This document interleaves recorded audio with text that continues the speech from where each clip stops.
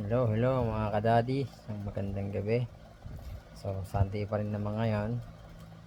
So, eto, pinatulog ko muna yung baby ko.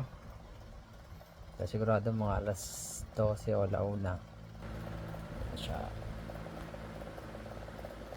Ayan. Ayan. Siya. So, ayan. So, mamaya, gising na yun mamaya. So, nakaready rin naman ako ng isang bottle na pang gatas. Medyo kulang ang gatas ngayon ng mami niya. Kaya, nag-formula muna ako. So, sa gatas niya pala is Bona yung ginagamit namin. So, okay naman sa kanya. Iniinom niya naman. Minsan, napapansin ko sa kanya pag gatas ng mami niya, hindi niya na kailangan tikman. Dire-diretso, inumin niya kagad. Pero pag gatas na pure mula, titikman niya muna.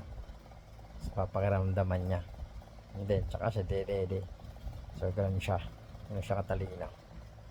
Actually guys, marami nakapansin sa baby ko na 3 weeks pa lang siya, pang 3 months na yung katawan. So medyo may kalakihan. So yun, ayan, gumagalaw na naman siya. So hindi ko lang gumising, di muna ako natutulog. Although inaantok na ako, pero syempre hintayin ko siyang gumising alas 12, sigurado yun alas 12 gigising niyan, ngangawa na yan. So, at least ready na yung gatas.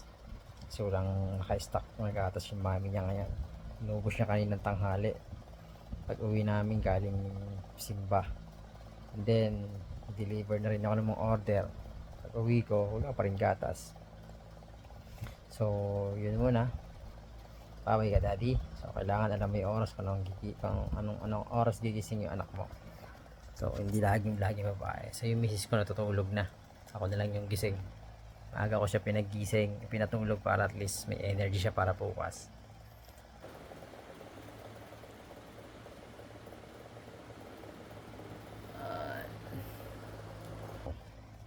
Bye bye.